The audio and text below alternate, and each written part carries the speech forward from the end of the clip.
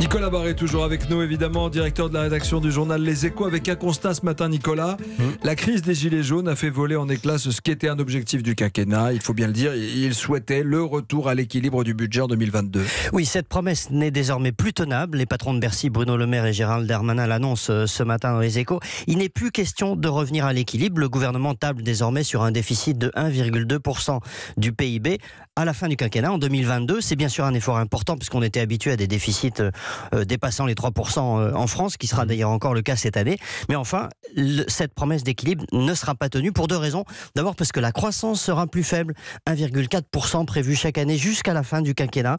Et puis deux, parce que les 10 milliards de mesures gilets jaunes décidées au début de l'année pèsent bien évidemment sur les comptes publics. Et autre conséquence de la crise des Gilets jaunes, les patrons de Bercy enterrent la taxe carbone, en fait, définitivement. Oui, alors là, aucun retour de la taxe carbone d'ici la fin du quinquennat n'est prévu.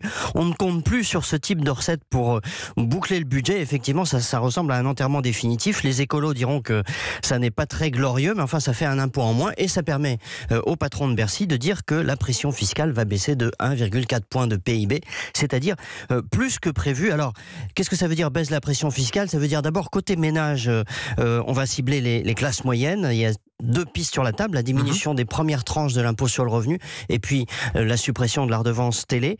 Et enfin, tout le monde sera concerné par la fin de la taxe d'habitation. Elle sera bien supprimée intégralement d'ici 2022. Et puis côté entreprise, les baisses d'impôts, ça veut dire aussi qu'on tiendra cet objectif de réduction de l'impôt sur les sociétés à 25% d'ici la fin du quinquennat. Pourquoi? Parce que tous les autres pays européens, ou en tout cas beaucoup, le font. Les États-Unis le font et donc les patrons de Bercy considèrent qu'il faut aller dans cette voie-là. Ça passe le test de Bruxelles, toutes ces mesures? Vous savez, il y a plusieurs points qui vont mal passer parce que la dette, on devait la réduire de 5 points, ce sera à peine 2 points. Le déficit, je vous l'ai dit, il baissera moins que prévu. Et puis, les dépenses aussi sont un peu sous-estimées parce que dans leurs calculs, les ministres de Bercy n'intègrent pas le fait que les pensions, les petites retraites pourraient être réindexées l'année prochaine. Il aurait quand même été plus prudent de le faire. Donc oui, il y aura aussi un grand débat avec Bruxelles.